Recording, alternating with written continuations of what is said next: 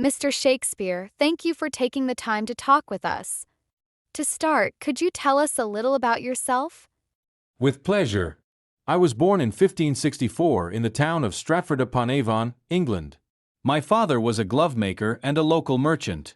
There is little concrete information about my education, but it is believed that I studied Latin literature and classical works. At a young age, I married Anne Hathaway, and we had 3 children. However, what truly defines me is the legacy I left in literature. How did you step into the world of literature? I moved to London as a young man and became involved in the theatre world. At first, I was an actor, but soon my passion for playwriting took over. By the early 1590s, my plays were gaining recognition, and I became part of the Lord Chamberlain's Men, a theatre company. Later, this group founded the Globe Theatre, one of the most famous theatres in England's history. Your works cover a broad spectrum, from historical plays to tragedies and comedies. Where did you find inspiration for your writing? Inspiration comes from human nature itself.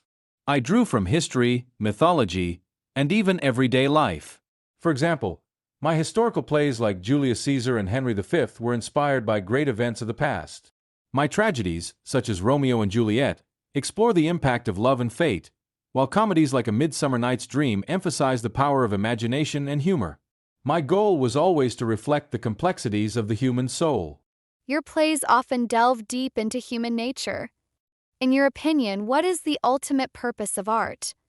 Art is a mirror through which humanity can discover itself and make sense of the world.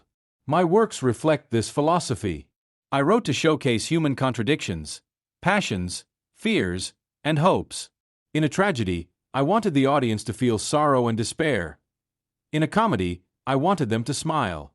Art must touch the human soul. Your use of language, particularly your invention of new words and metaphors, is remarkable. Many say you greatly influenced the English language. Indeed, language was my greatest tool. I created many new words and expressions. Phrases still used today, such as break the ice, wild goose chase, and in a pickle, originated in my plays. Words shape the human mind, so I never hesitated to invent new ones. Mr. Shakespeare, your works have stood the test of time and remain some of the most performed and studied pieces of literature in the world. Could you tell us about your most famous works and what themes they explore? Of course. My works span tragedies, comedies, histories, and poetry. I aim to capture the full spectrum of human experience, from love and ambition to betrayal and redemption. Hamlet, 1603. This tragedy follows Prince Hamlet of Denmark as he seeks revenge against his uncle Claudius, who has murdered Hamlet's father, taken the throne, and married his mother, Gertrude.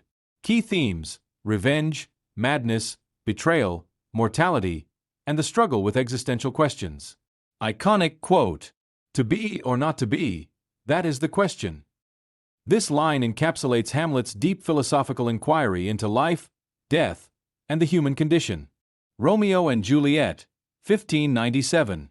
A tragic love story about 2 young lovers whose deaths ultimately reconcile their feuding families, the Montagues and the Capulets.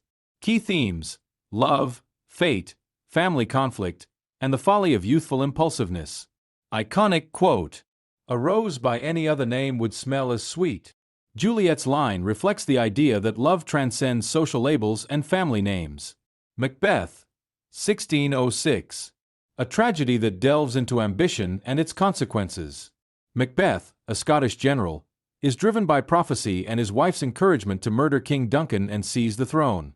Key themes: ambition, guilt, fate, and the corrupting power of unchecked desire. Iconic quote: "Out, out, brief candle. Life's but a walking shadow." This quote reflects Macbeth's realization of life's fleeting and meaningless nature after his actions lead to ruin. A Midsummer Night's Dream, 1595.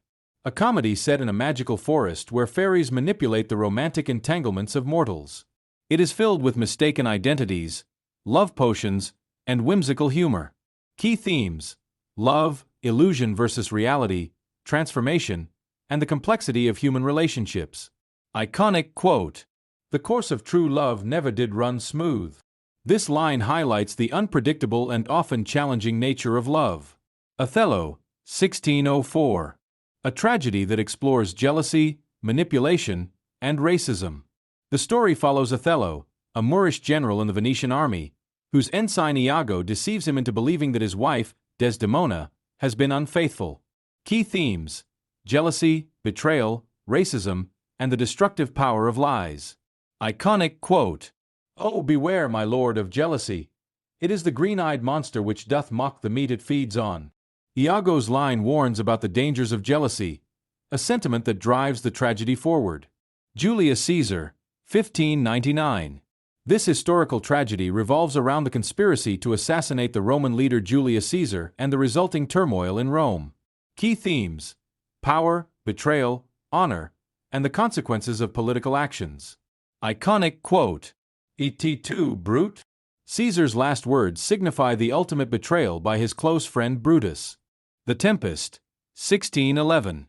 A play blending elements of both tragedy and comedy, involving the magician Prospero, who has been exiled to a remote island and uses his powers to restore his daughter Miranda to her rightful place. Key themes: power, forgiveness, colonization, and the illusion of control. Iconic quote: "We are such stuff as dreams are made on, and our little life is rounded with a sleep." Prospero reflects on the ephemeral nature of life and reality. King Lear, 1606. A tragedy that examines the relationships between family, power, and sanity. King Lear divides his kingdom among his daughters, leading to betrayal, madness, and tragedy. Key themes: authority, madness, betrayal, family dynamics, and human suffering. Iconic quote: "How sharper than a serpent's tooth it is to have a thankless child." Lear's lamentation over the betrayal by his daughters highlights familial ingratitude. Much Ado About Nothing, 1598. A comedic play centered around two pairs of lovers, the witty Beatrice and Benedick, and the more traditional hero and Claudio. The play explores misunderstandings, deception, and the nature of love. Key themes: love, deception, honor, and social expectations. Iconic quote: "I do love nothing in the world so well as you. Is not that strange?" Benedick's line is both humorous and touching, showing his struggle with vulnerability and love. Sonnets, 1609. Aside from his plays, my sonnets are also widely celebrated. They explore themes of love, beauty, politics, and the passage of time. Iconic quote: "Shall I compare thee to a summer's day? Thou art more lovely and more temperate." Sonnet 18. This line has become one of the most famous expressions of romantic admiration in English literature. Your works cover such a wide range of human emotions and societal issues.